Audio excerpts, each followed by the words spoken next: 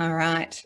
So welcome to Breaking Down the Barriers to Getting More Children Outdoors.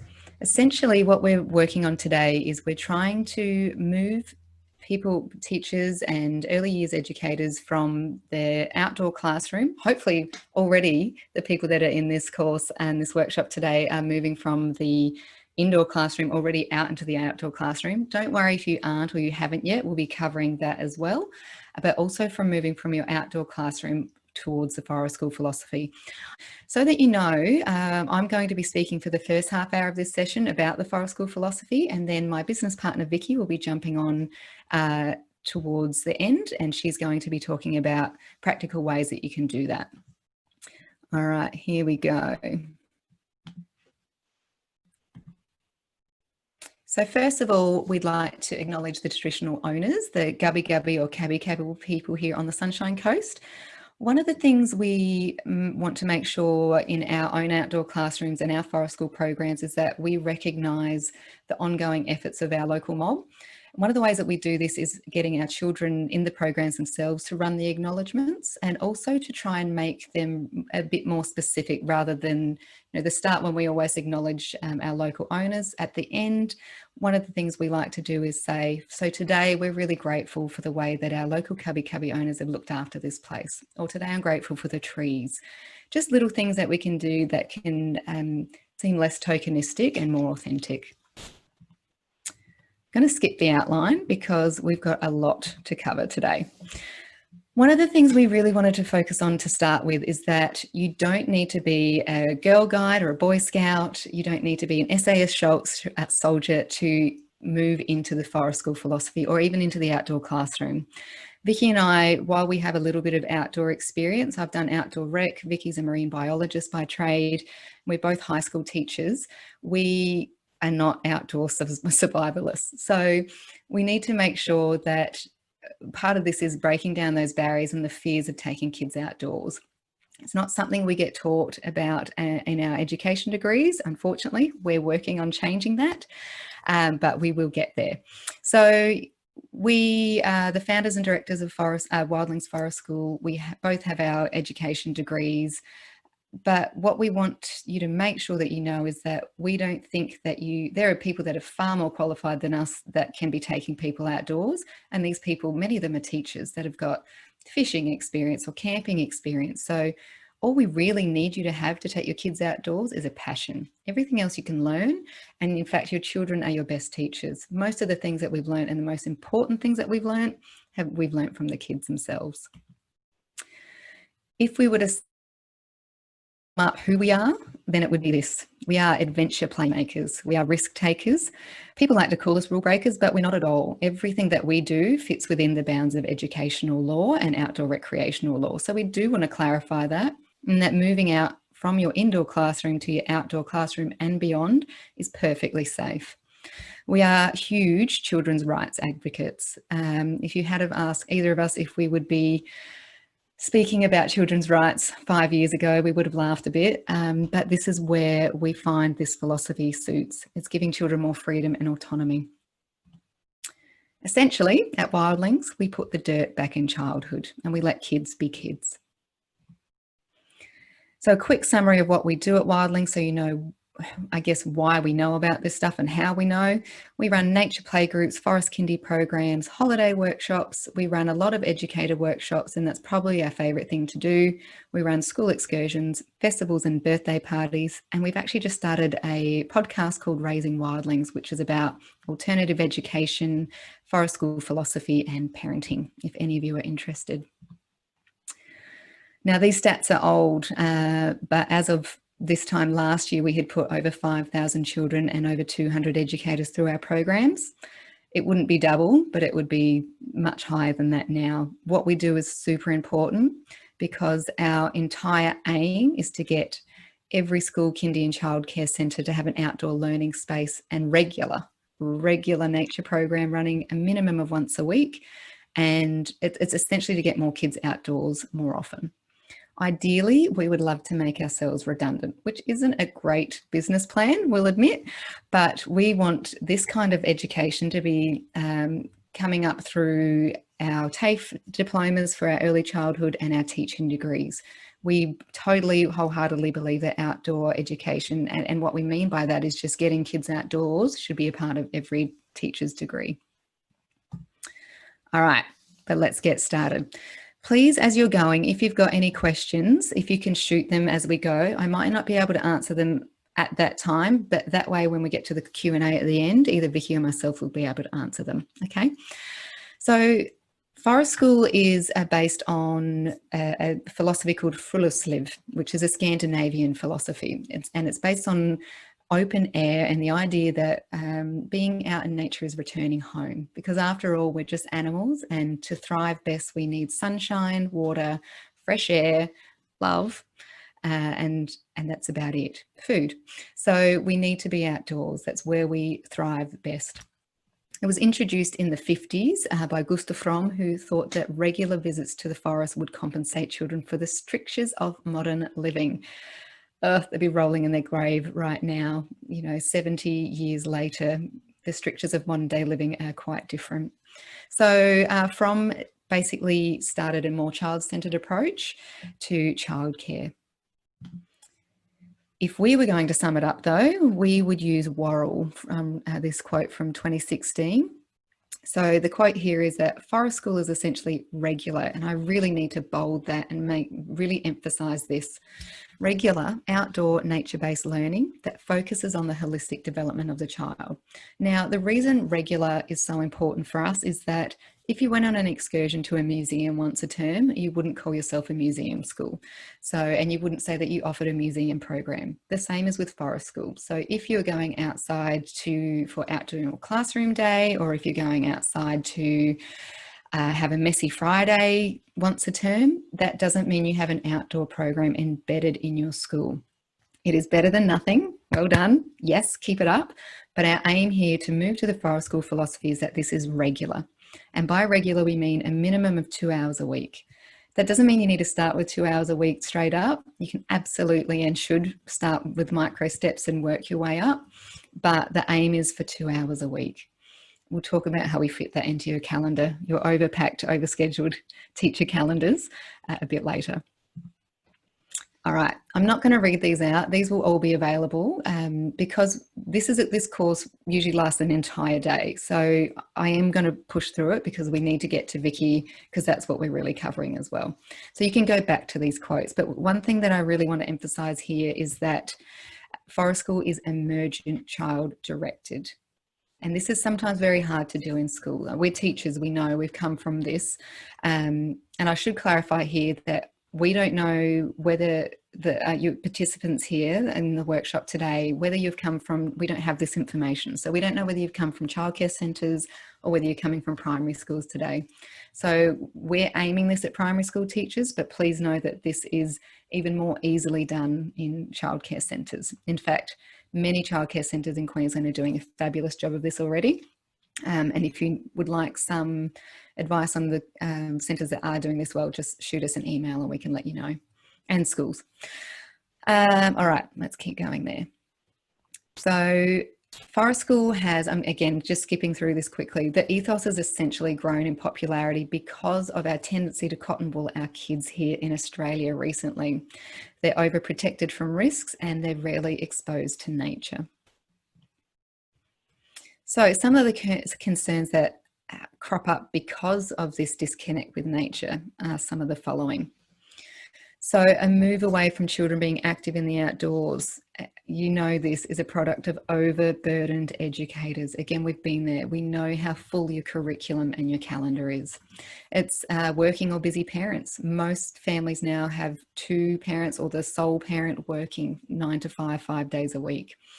But also we'd like to have a special word with Koshi and the morning shows and the news. We have this culture of risk and fear in society, and it has a lot to blame for the way that we cotton wool our kids at the moment. Our kids are spending up to 8 hours a day in front of screens. This was one of the lowest statistics I could find. That gets higher for teenagers. It's a little hard to be outdoors when you're on a screen for that many hours a day. Time children spend in child-structured play has decreased 50% since the 80s. So since we were kids, since one generation has halved the amount of unstructured play that we do.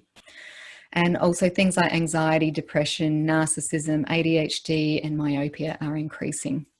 There is a ton of research on this, but I just wanted to showcase why it's so important. My last classroom that I taught in before we started Forest School, I had a cohort of about 18 Year 11 students. Of that classroom, 6 were already diagnosed with anxiety and or depression, and I would have diagnosed, not that I can, another 3. So half of my cohort was suffering some kind of mental health issue. Now we know that nature isn't a cure-all, but by golly, it's free, and it is, the research is there to show that it can help in many of these mental health issues. So we're pushing for this to happen more in schools. As far as education, here are some of our concerns. We're concerned that teacher training includes minimal reference to nature play, not just nature play, but being outdoors and the benefits of being outdoors. We're concerned that there's a huge increase in competition for children's time, not just TV and tablets, but extracurricular activities, not just at school, sports and homework. When do children have time to be outside to have their unstructured play? We know this shouldn't fall on educators, but at the same time, if children are at school for 6 hours a day, when do they get to think for themselves and have some freedom and autonomy in what they do and the way that they learn? While many educators are advocates for outdoor free play, unfortunately for educators, and this is where Vicci and myself found ourselves, policies and procedures and school and centre designs, budget can restrict children's access. So you being here already makes you an advocate. You wouldn't be here if you didn't want to see change. So you are already wanting to see change. So we urge you to try and help make those changes in your schools by attacking those policies and procedures.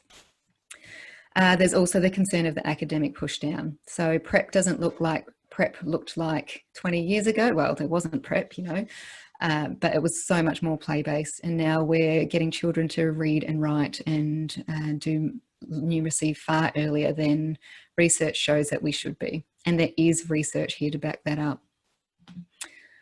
All right, just checking time. All right, some key considerations. We need schools and centres to take a leadership role to build a culture that facilitates and values and celebrates and encourages outdoor play. We need to have educators playing a role in communicating the importance of outdoor play, mainly to parents. Parents are so worried about the academic push down now that they feel like if children aren't doing numeracy and literacy, then they're going to fall behind. They've got that message from schools and the media. So it's up to us as teachers to teach the parents that children learn through play. We'll leave that at that. So next thing we'll talk about is nature spaces. There's a bunch of research on how children learn through nature spaces and learn really well, and how differently we as adults see nature spaces and the opportunities to learn than children do. So there's a bunch of research saying that, letting us know that children prefer facilities that are challenging and not traditional. And by that, they mean things such as loose parts. They need control over their environment. They prefer natural landscapes and they prefer elements of danger. There's a great a great research paper out in New Zealand that showed that the more boring the playground, the higher the risk of injury, because children create their own risks. I'm going to leave that there for you to look at as well. I've got to scoot through a bunch. All right, as far as community goes, again, it's re-educating the community about the importance of moving our kids back outdoors. If you haven't read Richard Lou's The Last Child in the Woods, highly recommend it. It's a really holistic view on how we can get children back outdoors. It's not just up to you as teachers. I don't want you to feel that burden. Again, you're here because you're advocates, so thank you. So his book is really great, and how we as teachers and parents and the community look at this holistically. But one of the things that is really important here, I think, is that opportunities for free play in childhood is a predictor of social success and individual adaptability. This is what parents actually want. They want their children to succeed. numeracy and literacy, kids will pick up along the way. What we need them to be able to be is adaptable and flexible and resilient. So Forest School provides that opportunity for children to do that. All right. Another great book is Angela Hanscom's Balance and Barefoot. Now, I'm an idealist and an optimist. I don't really, this is as pessimistic as we'll go in this talk, but this quote really rings true for me, or us. Essentially, our children are getting fatter, weaker, sicker, clumsier, less resilient, and less imaginative. They're having trouble paying attention in school. They're experiencing difficulty controlling their emotions and having trouble safely navigating their environment. We get school children come on excursions to our Forest School site and for VAC cares as well. We've had children come in and say they've never climbed a tree before here on the Sunshine Coast. We've had Year 2 children tell us that they've never felt mud and they're worried that it won't wash off. We've had children say that they've never walked into a forest. Now, if that's happening here on the Sunshine Coast, you can only imagine what's happening in our more urban areas. This is really concerning. The dream, the great Australian dream of Australia being this outdoor active nation, we know that the stats don't actually prove that. All right, so some of the things we can do as a whole, more holistically, is find out what is being done in your local area and other schools and centres already. You don't need to reinvent the wheel. Go and see what other schools are doing and bring that back to your own school. We need to change the language of how we speak about outdoor play and play in general. Play is how children learn. Children don't actually need to be taught. They need to be given the opportunity, the space, the time and the resources and a mentor to ask questions of. So maybe instead of calling recess, we could call it nature play break or play. It's a play break. You know, we need to reword it so that we make sure that play is a children's right. For example, in Finland, it is a child's legal right, as in it is a crime for a school not to give them 15 minutes of play for every 45 minutes of learning. And children aren't allowed to be kept back at lunchtime. So you can just see that there are people in other countries doing this already. It's just how do we change this here? All right, I think I've got 5 minutes before Vicki comes on. Here we go. Let's go through the benefits. All right. So while I'm chatting, if you can write down 5 ways the children in your care, and I've put care because this covers whether you're in childcare centres or school, will benefit from more free play outdoors under your care. So if you can do that while I keep going on, and we'll see if we can cover how the benefits here as well. Again, I'm not going to go through all of these. These are more so that if you need to take this information and the research to your director, to your principal, to your head of department to advocate for why you would like to get some free play or your outdoor classroom up and running or your Forest School philosophy started, you can come back to this PowerPoint and dissect it and use these quotes. So some of the benefits are children learn to assess and appreciate and take risks. They deal with failure and develop resilience. So many kids we know as teachers don't even try because they don't want to bother failing. I know in high school it was like, why am I going to bother, miss? I'm just going to get a D for it anyway, so I'd rather not waste my time. We're trying to develop this resilience and grit and determination. It increases ecological literacy. There's that study, there's 2 studies. There's one on that 11-year-olds can identify over 1,000 corporate logos but can't label 10 native flora, so native plants in their local backyard. And there's another one that says about the same amount of Pikachu characters in Japan versus their backyard fauna and flora. It accommodates multiple learning styles really well. So those little Johnnies that need to use their hands and jump around and are fidgety, Forest School, they will thrive. And this may be the only area where they succeed, and it may give you the opportunity to see these children in a different light. We get motivated learners. We have less sick days for children. And in this time of COVID, it is super important and a great way to still be outdoors and spreading less germs. Kids get sick less when they're outdoors. They're not sharing space, air conditioning, heating, and what am I trying to say? Shared resources. One of the biggest factors for us about forest school philosophy is the old saying that children can't learn to love nature if they've never had a childhood in it. And many children aren't having childhoods in nature because they're so busy. So how are we expecting for the next generation to come through and protect nature if they don't spend time in it? These children are going to be our future policy makers, so we need to get them outdoors. All right. If you can also write down 5 barriers that are preventing you from getting outdoors. I can't cover all of these because I don't know all of your specific barriers. But again, if you can come back to this, you'll be able to see that we cover everything from transport through to toileting for daycare centres. We cover risk assessments, which is usually the biggest barrier for schools. So I'm just going to flick through them. All right, we cover weather. You're all insured, so you don't need to worry about that. Water, most of you have got on site. Wildlife, we're going to offer an online wildlife safety course sometime in the next, probably by the end of the year, I'll say. I always want to say that's earlier. And then recreating your uninspiring spaces. I'm going to keep going through those. All right, so if you don't already have an outdoor classroom at your space, what we suggest is that you need time more than anything. 2 hours on a grassy field is better than 2 hours inside at any time. If you can get out and read a book, that's better than doing nothing. You need trees and shade here in Queensland. In other places, you'll need rain shelter. And you'll need some flat space for a yarning circle or base camp where people can meet. Everything else is a want. So don't get too worried about making your site Pinterest worthy. Children's imaginations will make this space far more beautiful than you could ever imagine. The recommended equipment list is on here as well for you to go back to. I won't go through those because again, you have all of these in your centres and your schools. Now, I'm going to love and leave you. Sorry that was so quick, but you know, again, this is a full day course. So I'm going to hand you over to Vicci. Again, if you've got any questions, pop them in the chat and she'll answer them at the end. Stay wild. Hello. Woo.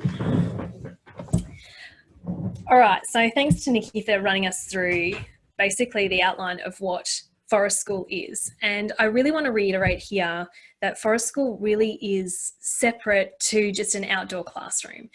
And what we need to keep in mind at this point in time is that as educators, it is more than our job. Our job is more than just educating them for academic success. We are here to really educate the whole child. And we have to examine our processes and our activities to make sure that we are actually hitting all of the different types of ways that a child can be educated. And that's why forest schooling becomes such an important way in which we can really broaden our scope of what it means to educate the whole child. So we also want to be really careful, and one of the things we were going to create for you in this instance was some lesson plans to show you what it can look like outside. And we decided that we didn't want to do that because we don't want people to think that we're just replicating inside curriculum and then just taking that outside. And whilst that is amazing, and there are so many things that you can do outside that you can do inside, you can teach pretty much most subjects outside and do them in practical ways, which are engaging and hands-on and contextual. We still don't want to be leading people to think that forest school is still about linking to curriculum. It's easy enough to do, and we can offer support in that area, but I do want to take you a little bit further around and to really look at ways in which we can embed the general capabilities and other aspects of the curriculum that we sort of match up after we've started with academics. So we start with the academic subjects. How do we embed all of our general capabilities in that way? So we're going to go around that just a little bit. The first thing I want to talk about is what a forest school session looks like. So as Nicki mentioned, it really needs to be a minimum of 2 hours of time, and hopefully at least once a week. It needs to be regular.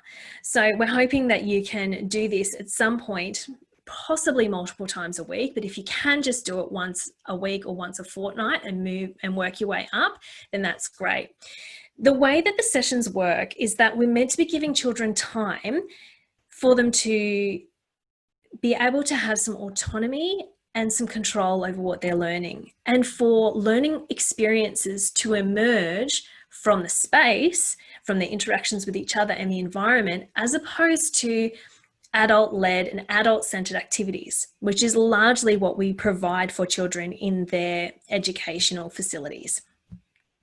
So what the session is, it's mainly free play and opportunities for children to create their own learning, but you can embed something what we call a small achievable task. Now, this is a really brilliant way to have a focus, one thing that you do outside, which is an activity, a task, a process, or a problem that can be scaled to ensure children can obtain some success, with the ability to add complexity for those wanting challenge. So, for example, you might decide that you are going to go outside, and your small achievable task for the session is to create a clock. So just say you're trying to target a maths outcome specifically, or you're finding that you want to try something different with this particular, teaching children, say, how to tell the time to the half hour.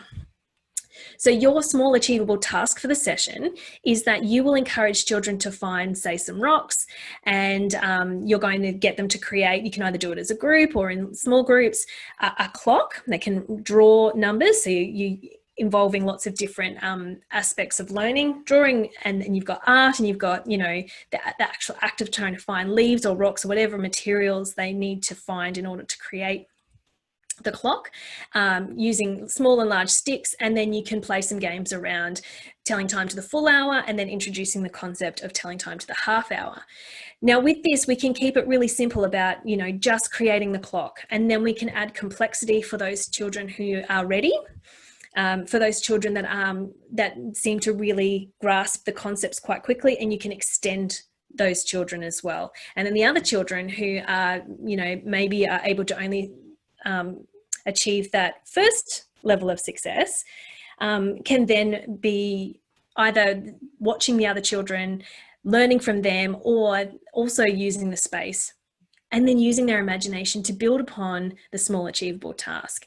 So it can be something that's related to art, maths, English, science, whatever it is that perhaps already links into something that you're doing in the classroom, or it can be completely separate from. So it might be a target that you're looking to achieve in some other curriculum area, but you could do it outside, and you know that the children will really be engaged. So it can be very small, and it doesn't take up the entire session. So you don't want your entire session to just be the small achievable task, so your lesson is outside. It needs to be a smaller subset of time where you dedicate that small achievable task. And you can do that in a way that does link to the curriculum. Your other small achievable tasks can be something that they can pick up and do at any stage during that session. So you might leave the resources there for children. You might tell them during your introductory part of the session what the resources are there for, and that you've got someone there to show them and help them to create or to engage with that activity. But then the children don't have to engage with it, or they have the time to dip in and try that activity when they're ready. So you really are giving them a lot of time and autonomy over this space that they're in. So the small achievable task is something that's embedded within the entire session. The session generally starts with you yourself have gone down to check the safety of the area. We call it a safety sweep. So already you've done separate risk assessments for the area that you're using. So hopefully within your school you have an outdoor area. It could just be a little patch of trees somewhere. Most schools are pretty good at having some sort of beautiful nature space somewhere on the grounds. You're using that space, you've created a boundary, and when you bring your children down, you actually engage them in the activities in their own safety sweep. So they will actually conduct the safety sweep, and they're doing their own risk assessments. So we're actually giving them some responsibility for their space and keeping it safe. So we go through, what's changed in this space since last time. Remembering the rules. If you've set some rules in place, like where your boundary is, you'll be checking to make sure that there's no low branches, or they might come up with some of their own risks that they have identified, how to keep each other safe. You might want to embed some Indigenous perspectives in there, some storytelling to start your session, and then they are able to go and explore and play.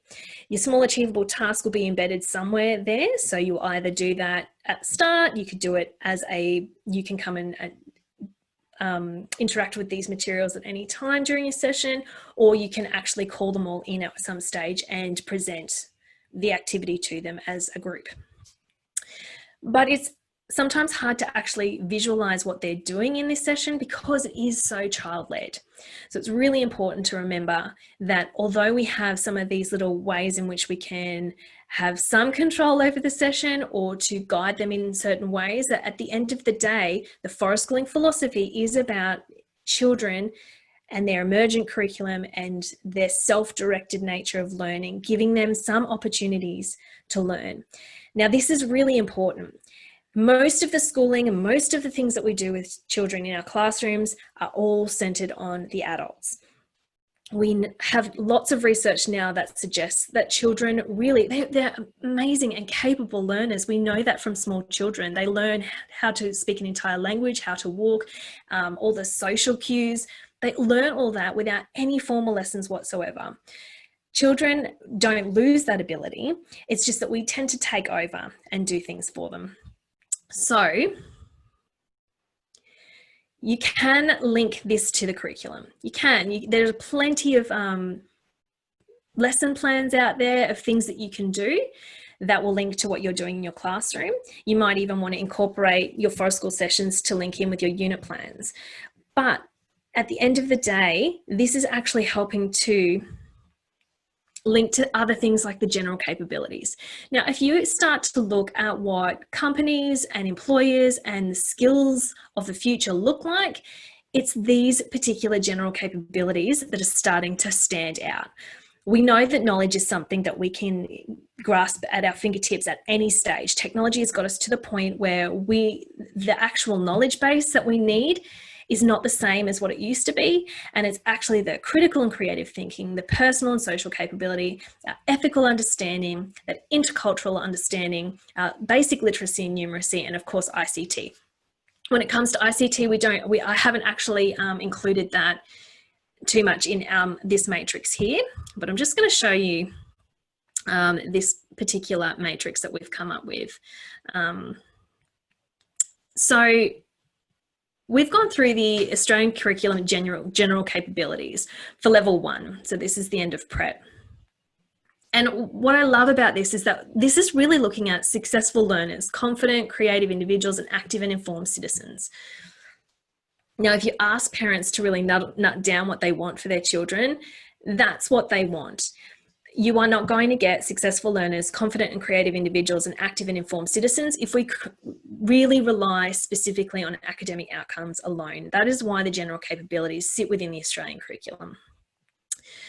So I just wanted to really emphasize ways in which these particular things can be so easily targeted through forest schooling sessions without us actually having to do much at all. By allowing them to just engage with their environment and take control of their own learning, we are actually going to hit a lot of these particular general capabilities without even having to try too hard, which is brilliant because that's what we want. We want children to be able to come up with their own learning, to develop these skills through actually engaging with each other and their environment and their learning.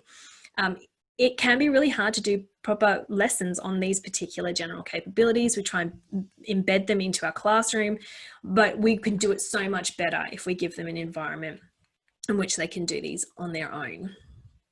So numeracy and literacy, I mean, that's embedded in so much of what we do, but I will say there are plenty of opportunities for children to engage in these sorts of activities where it really is removed from it just being maths or just being English.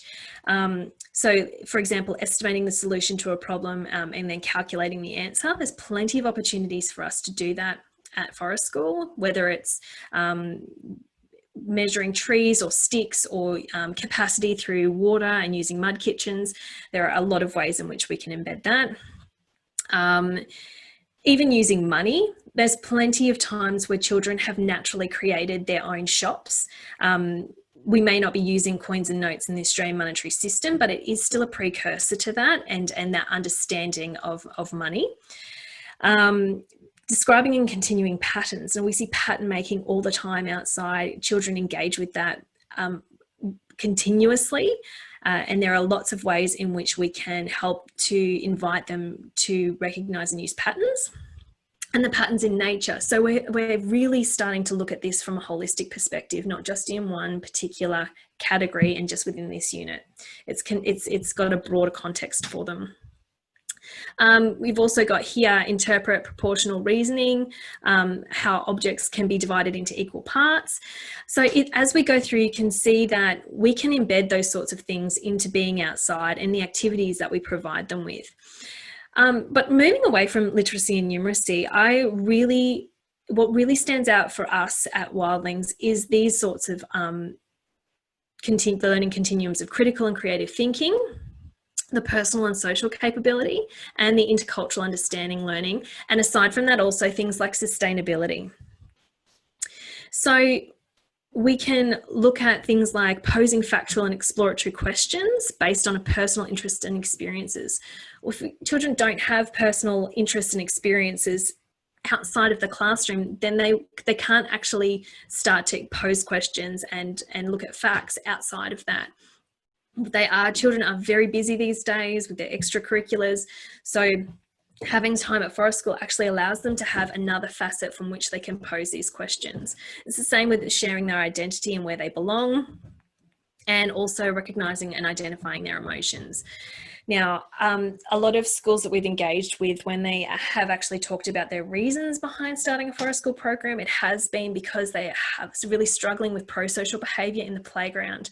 Now, the playground is a very different place than a Forest School environment. Number one, most schools will restrict what kinds of play and games that children are allowed to engage with in their play. It's also a very short period of time. And so because of that and a whole heap of other reasons, particularly in regards with mental health, it's not the ideal situation for children to actually be learning those pro-social behaviours. And so when we take them outside in Forest School in smaller groups, we're able to actually help them to work through their emotions and those different social capabilities as well. Some of the ones that I really stand out as well, predict what might happen in certain situations and putting those ideas into action. So when we're doing our risk assessments and we're asking them to risk assess for themselves, they're putting those ideas into action, considering alternatives in different situations. Because you're outside, you just never know what's going to happen and what opportunities arise. And so they're able to actually engage in these sorts of exchanging of ideas as they happen, and not in a way that's sort of hypothetically passed down as something that teachers are, here's your question and here's the problem and I want you to solve it. It's problems that are solving naturally from them engaging in their environment, which I think is really, really important.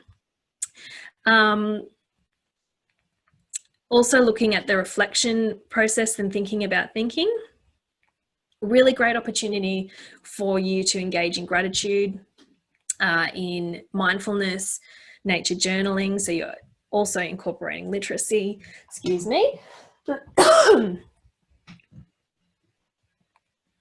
So there's lots of ways in which all of this sort of can be joined together to have that more holistic idea of how children can actually see themselves within their peer groups and within the community. And then you can also have access to other people within the community that can help to engage them in different parts of your forest community as well. So you've got, bush care groups or Indigenous leaders. You've got people who specialise in certain areas outdoors that you can bring in and make this a real community as well.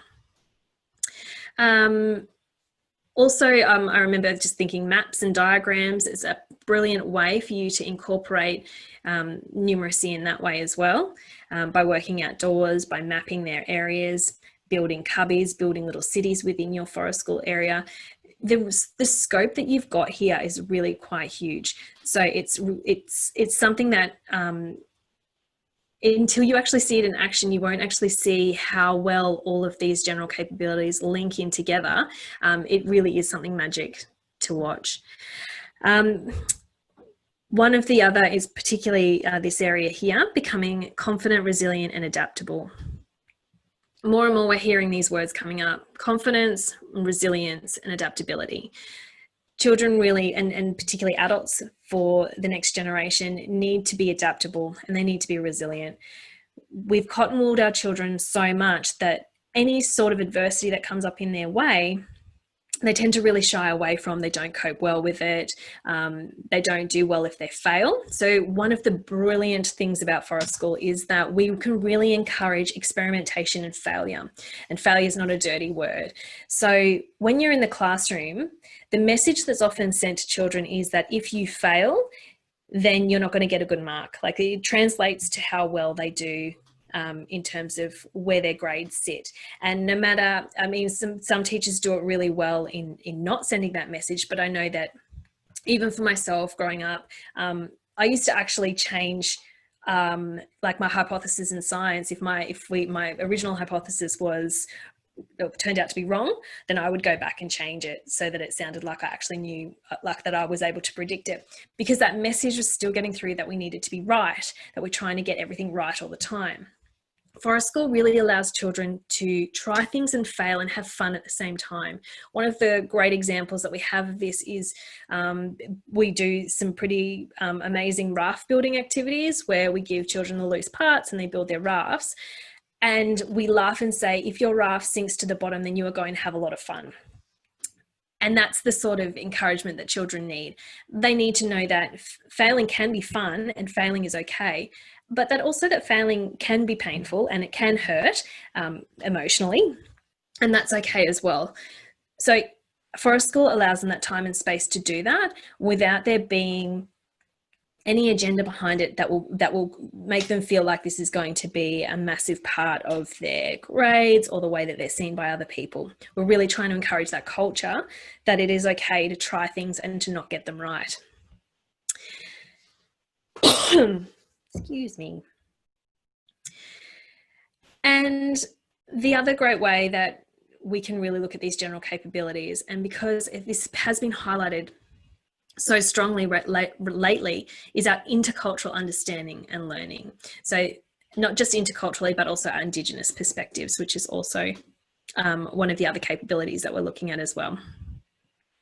At Forest School, we really have this beautiful place to embed Indigenous knowledge and to look at intercultural understandings, not just Indigenous knowledge, but knowledge that comes from all around the world that pertains to the outdoors, forest school, and different ways in which people look to and respect nature.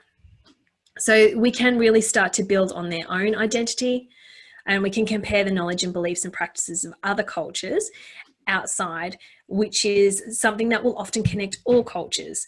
So it's a really beautiful way for us to be able to interact and empathize with others, communicating across cultures and multiple perspectives and opinions, and most importantly, learning that empathy, which can then help us to drive how they express their emotions and developing that self-discipline as well. And on the last note here about, I can't see, sorry, I'm just gonna move that out of the way, is our ethical understanding and learning continuum. Raising these ethical concepts, they will often come up in our sessions, and we have a lot more space to be able to talk individually to children about ethical considerations and bad behaviours. the brilliant thing about taking away the walls is that we really can have conversations with our children, and they will feel a little bit more at ease about having them, because they're not always within sight of the whole entire group, which can be very stressful for children as well. So these general capabilities are something that we really need to focus on at some stage. We can't have our whole entire curriculum really focused on that academics if we want our children to be able to engage in these capabilities, and we need to give them opportunities to actually be with another group of children, to work by themselves or within groups that is outside of just academic subjects. So that's why Forest School can be a really great way for us to do that. So how do we start this? I mean, it's not like we expect people to just go outside and just start using the Forest School philosophy straight away. It is much better to just start small, particularly if your staff members are a little bit hesitant. And then once you've got your confidence up, you can start to engage in activities that are a little bit more risky and challenging, but you will see the rewards from those as well. So you can start by just taking your class outside to read. So when it's silent reading time, instead of being inside, you can take them outside and they can sit under a tree, or they can find themselves a nice cozy spot to do that. You can take them outdoors to collect natural materials for their art, poetry, maths or science. And you can also introduce Forest School concepts at lunchtime. You can have specific breaks for stick play, messy play, or loose parts. Loose parts in playgrounds are a brilliant way to give children a little bit more of that autonomy to create that creative thinking.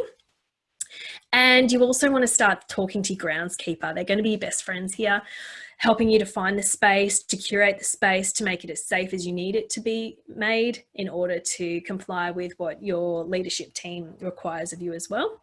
Another great way that a lot of schools are doing this is by introducing what they call Forest Fridays. So we all know by the end of the week that everyone can be quite tired, and they're probably not engaging with the content anymore. So a lot of schools are actually introducing it as sort of like a Friday afternoon activity for certain classes, to get outside and to use that as your Forest School session.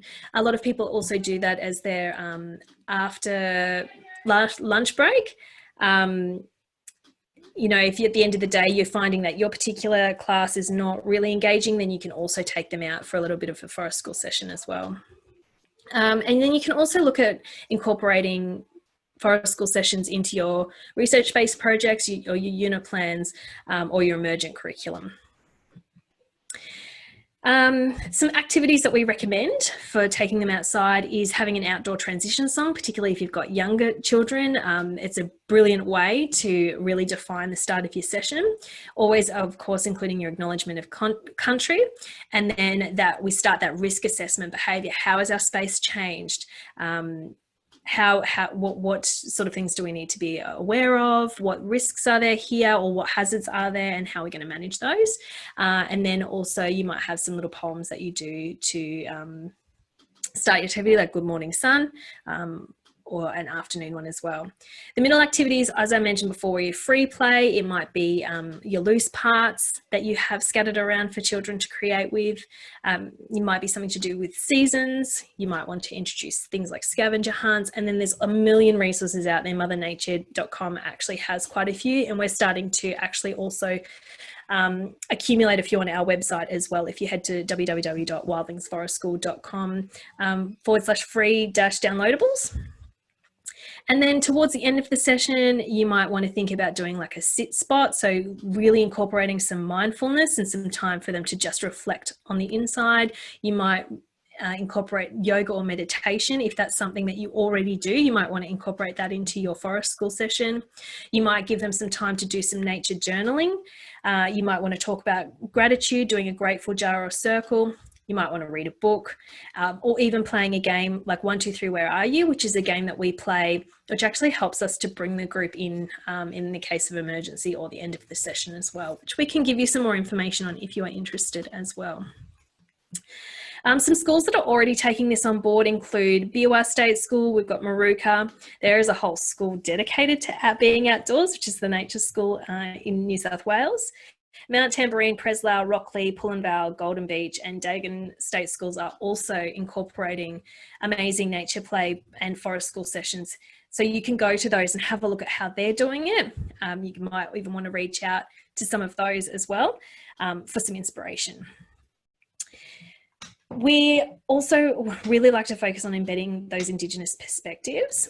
The more information that your staff or that you yourself have about your local Indigenous mob, the better you'll be able to embed that into your sessions.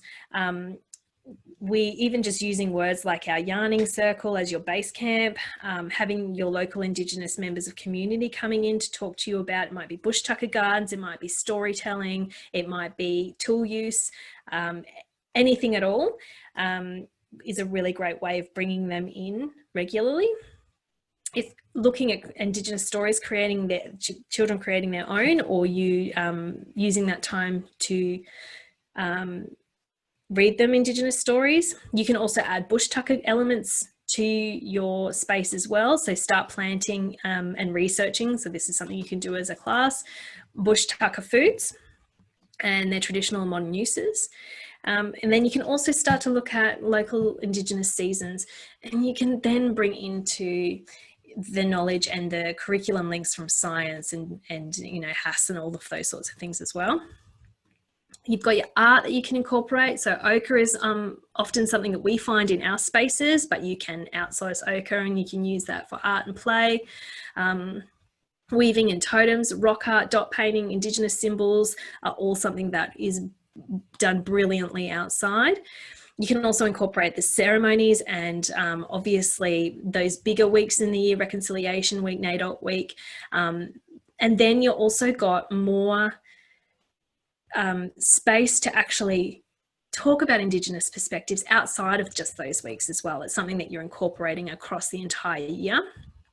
And that way we can really help children to establish that sense of place and country.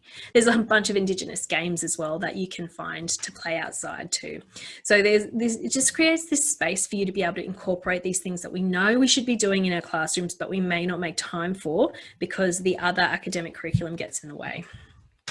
Sustainability is another part of the curriculum that works really well in the outdoor classroom. So leave no trace. We have rules like no lick, no pick. So that's where we encourage the children not to be picking lots of things out of the environment unless they're a weed, and we're not eating them as well, and helping them to respect the space. We're also using local, ethical, sustainable products, doing sustainability plans, which you can incorporate with your children. So you can actually do this as an activity with the children in your care.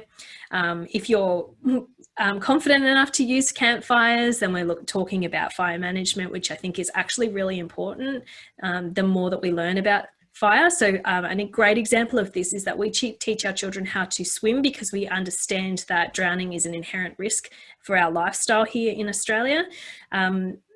Bushfires are also an inherent risk, and the more that we understand and we learn about fires, the better we can keep ourselves safe, ourselves safe, and our environment and our houses and our communities. There's so much we can do down there in terms of like helping them to understand how trees survive and how if we climb them all the time, we actually can be at risk of killing trees. So we are being mindful of things like that. Understanding weed removal, flora and fauna ID, as I mentioned earlier, working with community groups and talking about eco-literacy. So we can weave these things in a lot easier in a context that makes sense for them because they're actually in the environment when we're talking about these particular concepts. So I'm just going to see where we're at for time. That pretty much leaves us about 5 minutes for questions. There's some recommended further reading here for you, which... Oops, it's just disappeared. There is so much out there that can really inspire you and also can be used to help to plead your case to any of your leadership team that may have some, so that you can bust through those barriers that we mentioned really briefly earlier. And if you have any more questions or if you want to delve into this any more, then Nicki and I are always here to help support your program, your personal journey, or your school's journey into the forest school philosophy or any outdoor learning. Thank you all for joining us on your Saturday to talk about all things being outside. We literally could talk about these concepts all day.